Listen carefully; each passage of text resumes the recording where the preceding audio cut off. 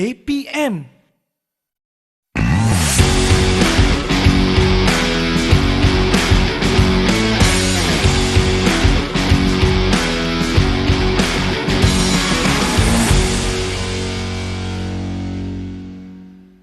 Hai semua, Assalamualaikum warahmatullahi wabarakatuh dan salam sejahtera. Bertemu kembali dalam episod Diet dan Nutrisi yang seterusnya bersama saya, Dietitian Nora.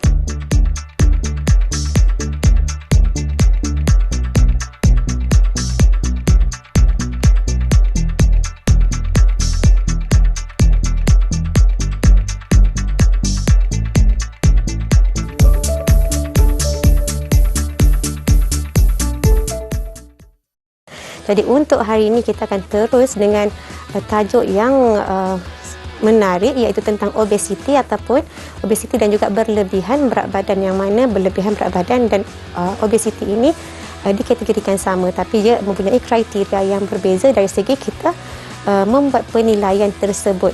Jadi untuk remaja dan kanak-kanak, kita tahu remaja dan kanak-kanak adalah satu fasa pembesaran yang sangat pesat. Jadi pemakanan adalah sangat penting.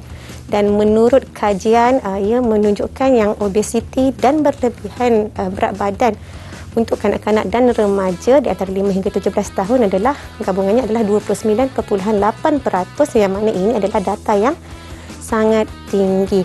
Dan kajian juga menunjukkan 1 daripada 5 anak-anak, maksudnya dalam 5 orang, 1 pasti mempunyai berlebihan berat badan ataupun obesiti. Jadi kita lihat sendiri di rumah kita, ibu ayah, adik-adik, berapa ramai ataupun anak-anak yang berada dalam lingkungan umur tersebut yang mempunyai berlebihan berat badan dan juga obesiti. Jadi carta pertumbuhan adalah satu carta yang kita akan lihat untuk kita menilai ataupun melihat semula sama ada kita punya pembesaran ataupun pertumbuhan anak-anak dan remaja berada pada berat badan yang unggul, indeks susun tubuh yang unggul, ataupun berlebihan ataupun obesiti. Okay, jadi kalau kita lihat kepada growth chart yang disediakan, kalau boleh rujuk yang berada di atas ini, 2 lengkuk di atas akan menunjukkan sama ada overweight ataupun berlebihan berat badan dan juga obesiti. Yang tengah-tengah ini adalah normal, yang di bawah adalah kurang berat badan. Ya, jadi ibu ayah, adik-adik perlu tahu di mana letaknya IGT ataupun BMI bagi mengikut umur untuk mengetahui sama ada IGT tersebut dah jatuh pada lekukan yang menunjukkan adik-adik mengalami obesiti ataupun berlebihan berat badan. Okey, apa punca-punca ataupun punca-punca yang mungkin menyebabkan berlakunya berlebihan berat badan ataupun obesiti di kalangan remaja dan kanak-kanak? Sebenarnya terdapat pelbagai punca. Yang jelas adalah tentang faktor pemakanan itu sendiri, iaitu pengambilan berlebihan makanan ataupun excess calorie intake. Jadi eating habit ataupun corak pemakanan penyumbang kepada peningkatan berat badan yang mana menyebabkan obesiti ataupun berlebihan berat badan. Jadi remaja dan kanak-kanak kadang-kadang mengamalkan tabiat pemakanan yang tidak sihat, iaitu carb snacking yang tidak sihat, mengambil makanan yang tinggi lemak dan juga makan pada tidak mengikut waktu. Tapi ada juga yang kata mungkin sebab genetik dia mempunyai obesiti ataupun berlebihan berat badan, tapi malangnya genetik hanya menyumbang kepada 5% untuk berlebihan berat badan ataupun kegemukan. Okey, jadi antara faktor lain juga selain daripada faktor makan, faktor genetik yang menyumbang 5%, faktor penyakit ataupun medication, ubat-ubat tertentu boleh juga menyebabkan kenaikan berat badan dan juga menyebabkan obesiti ataupun berlebihan berat badan. Dan gangguan tidur juga salah satu punca kepada obesiti dan juga overweight ini. Jadi seterusnya nanti kita akan lihat pula apakah kesan-kesan obesiti di kalangan remaja dan kanak-kanak.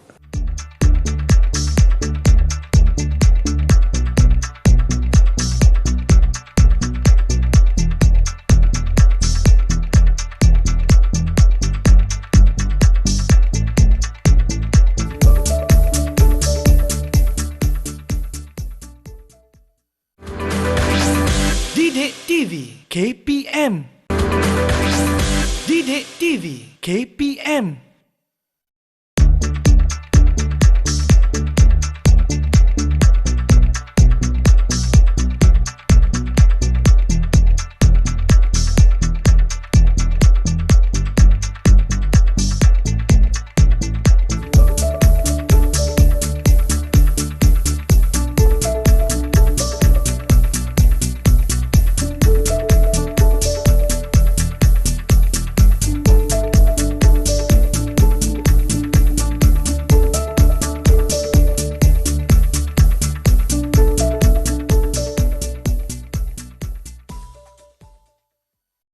seterusnya, jom kita lihat pula apakah kesan kepada remaja dan kanak-kanak yang mempunyai obesiti ataupun berlebihan berat badan ini.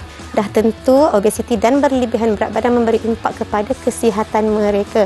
Antaranya mereka boleh cenderung untuk mendapat type 2 diabetes mellitus ataupun diabetes mellitus jenis 2, lebih mudah untuk mempunyai kanser, tekanan darah tinggi ataupun masalah berkaitan kolesterol yang mana jumlah kolesterolnya berlebihan, termasuklah tinggi kolesterol yang tidak baik iaitu LDL.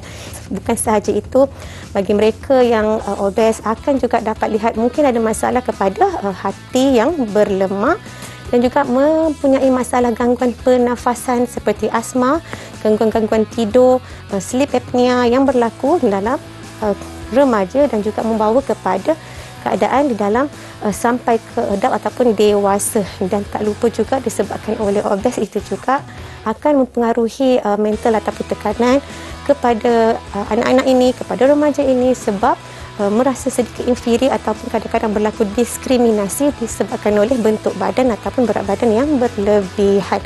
Jadi itu mungkin berlaku kesan daripada berlebihan berat badan. Jadi kita akan move on kepada rawatan apa yang sesuai bagi anak-anak ataupun remaja ini untuk treat atau merawat obes ataupun overweight ini. Jadi kalau untuk kedua-dua keadaan akan ada approachment ataupun akan ada approach yang berbeza bagi overweight dan juga obes. Okey. Untuk overweight, mereka yang mempunyai BMI ataupun BMI for age lebih kurang lebih daripada 85 sehingga 95, yang mana dalam keadaan ini targetnya adalah untuk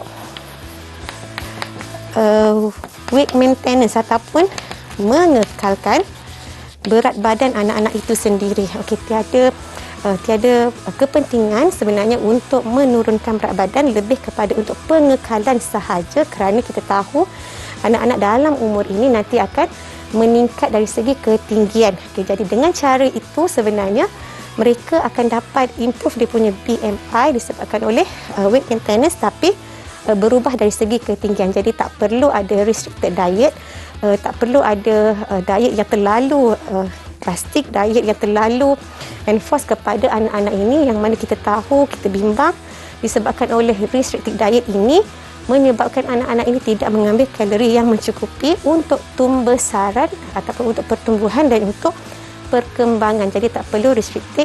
Pastikan anak-anak ini mengubah sebenarnya cara makan ataupun healthy eating ataupun eating behavior ke arah cara ataupun corak pemakanan yang lebih baik. Okey, kalau yang untuk obes sebenarnya, kalau umur 6 hingga 11 tahun, tak digalakkan juga untuk ada penurunan berat badan, tapi sekiranya ada penurunan, kita cuma target lebih kurang 0.5 kg untuk per month kehilangan berat badan. Dan untuk remaja, untuk penurunan berat badan disebabkan oleh obes, kita target lebih kurang 1 kg per week. Jadi ada perubahan dari segi rawatan, yang mana kita fokuskan untuk yang overweight hanyalah weight maintenance sahaja, tapi untuk obes boleh disarankan untuk pengurangan berat badan, tetapi ia perlulah dipantau oleh pakar untuk melihat supaya tidak ada kekurangan berat badan ataupun penurunan berat badan secara drastik yang dilakukan oleh kanak-kanak ataupun remaja itu sendiri. Jadi ibu bapa, ibu ayah di rumah perlu pastikan anak mengikut cara yang betul, mengubah cara pemakanan kepada healthy eating habit ataupun healthy eating behavior yang lain supaya dapat mempengaruhi BMI mereka, untuk improve BMI mereka, tidak berada lagi di dalam lekukan overweight ataupun obes, tetapi berada pada BMI yang normal ataupun BMI yang unggul. Jadi apa metod yang boleh kita terapkan untuk mengubah tingkah laku terhadap pemakanan itu sendiri? Yang pertama, kita boleh stock up ataupun sediakan buah dan sayur yang fresh di rumah. Okay, ini adalah dari segi untuk mengubah tingkah laku. Antara metod yang boleh dilakukan oleh parents ataupun ibu ayah di rumah untuk pastikan ada buah-buahan yang mencukupi, sayur-sayuran yang mencukupi untuk akses kepada anak-anak ini apabila mereka lapar. Jadi kita secara tak langsung mengubah tabiat pemakanan dia daripada mengambil makanan-makanan yang kurang sihat kepada makanan yang lebih sihat. Yang seterusnya boleh monitor pengambilan jumlah gula ataupun makanan-makanan yang tinggi gula yang diambil oleh kanak-kanak dan remaja ini ya. Jadi dekat rumah kita lihat balik, kita cek semula sama ada banyak ke makanan-makanan yang kita sediakan itu makanan-makanan yang tinggi gula, yang mana senang easy access untuk anak-anak ini ambil. Kalau kata itu banyak di rumah, mungkin perlu ubah pilihan-pilihan makanan tersebut kepada makanan-makanan yang lebih sihat untuk membantu anak-anak yang obes dan berlebihan berat badan ini. Dan apabila kita fokuskan kepada pengambilan lemak, kita fokuskan kepada pengambilan lemak-lemak yang sihat. Ibu ayah kena celik dan faham apakah lemak-lemak yang sihat dan bantu untuk kenalkan lemak-lemak tersebut kepada anak bagi memastikan makronutrien itu dipenuhi tanpa membuang mana-mana food group ataupun mana-mana makronutrien. Jadi pastikan mengubah corak pemakanan ataupun eating habit anak-anak daripada yang kurang sihat kepada corak pemakanan yang lebih sihat. Itu antara yang boleh parents lakukan di rumah. Bagaimana pula untuk encouragement ataupun yang perlu dilakukan secara family support untuk membantu anak-anak ini mencapai matlamat bagi mengurangkan berat badan untuk mereka yang obes ataupun overweight.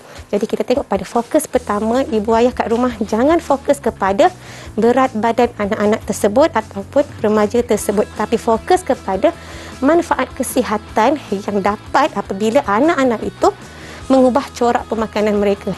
Sebabkan dia dah ubah cara makan, dia nampak lebih sihat. Disebabkan sebelum ni dia tak makan sayur, nampak dia makan sayur.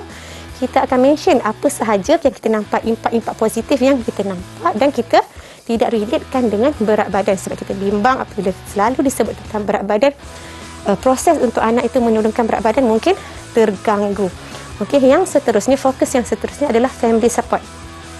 Kalau di rumah, kalau anak itu perlu improve dia punya corak pemakanan, jangan bagi anak itu seorang-seorang sahaja yang improve dia punya corak pemakanan, sebab ia perlu berlaku dalam kesemua ahli keluarga, baik ibu, baik ayah, baik kakak, baik adik, baik abang, perlu sama-sama dengan anak-anak tersebut mengamalkan diet yang seimbang, diet yang betul.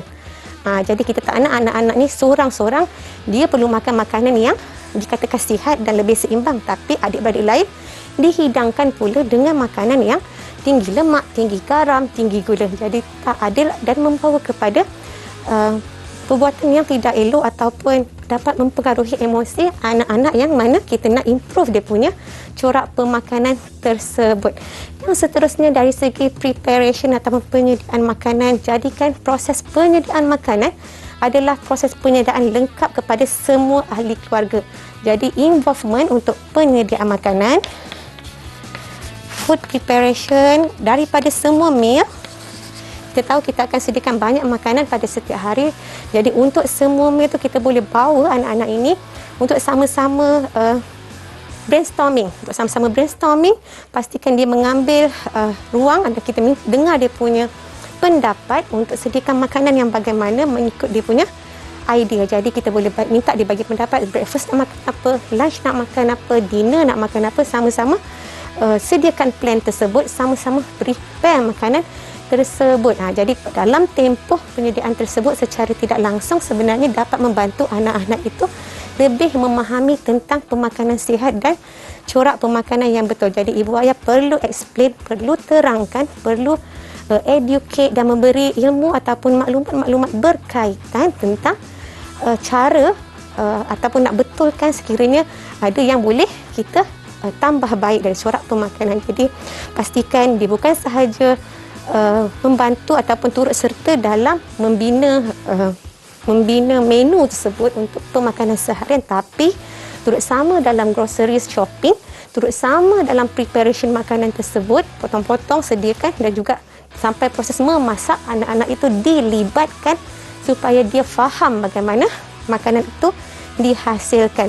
Itu 3 fokus yang kita perlu pastikan ada family support ataupun melibatkan seluruh ahli keluarga dan ibu pada masa yang sama, ayah pada masa yang sama menjaga saiz porsi anak-anak supaya tidak berlebihan. Jadi itu adalah antara rawatan ataupun langkah-langkah yang boleh dilakukan oleh ibu ayah untuk membantu dan memberi sokongan kepada anak-anak yang berlebihan berat badan ataupun obes. Jumpa lagi selepas ini.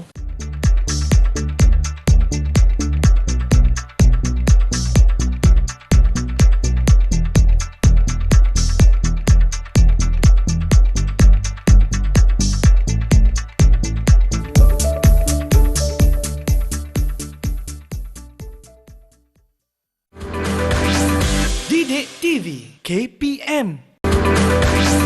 Didik TV KPM.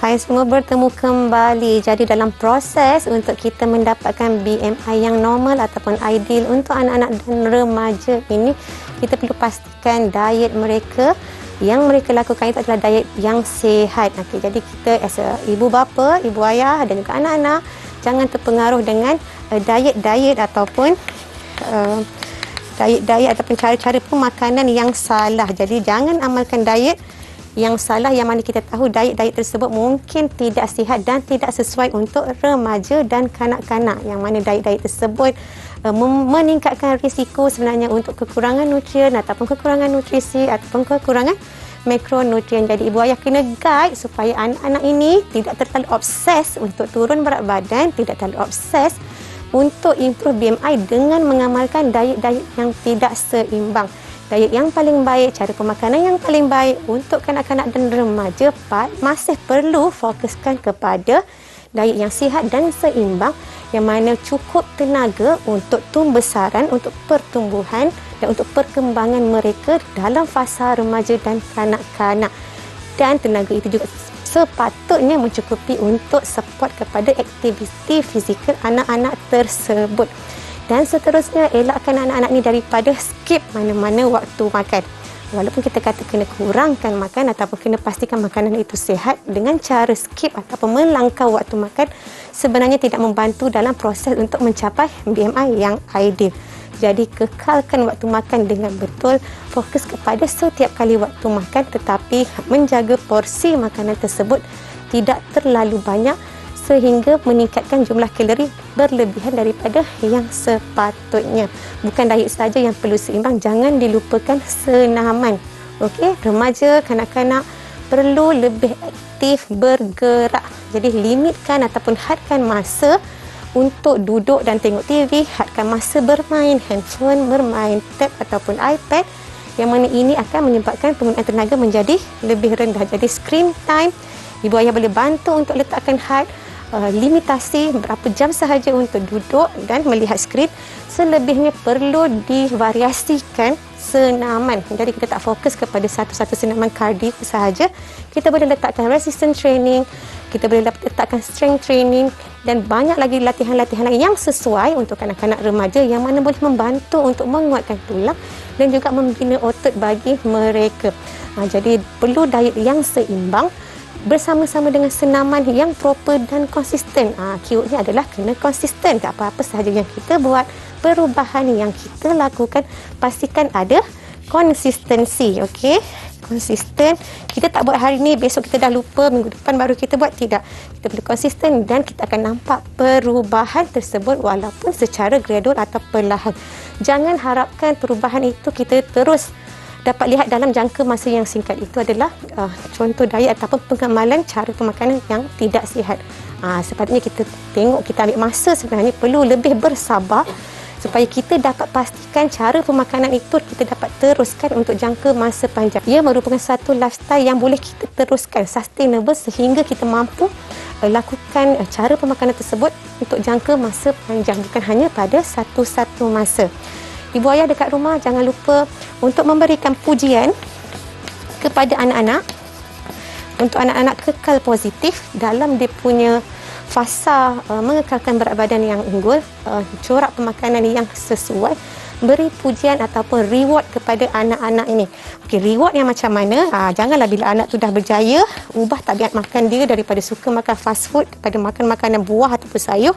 Kita bagi reward pula dia dapat fast food. Sepatutnya andai kata ada berlaku macam tu, reward yang perlu diberikan kepada mereka adalah memberikan tali skipping contohnya untuk dia lebih aktif bersukan. Dan ibu ayah jangan lupa untuk bantu anak sentiasa ada komunikasi dengan anak-anak untuk pastikan mereka kekal positif untuk penurunan berat badan ataupun untuk kekalkan penurunan BMI berada pada berat badan yang unggul.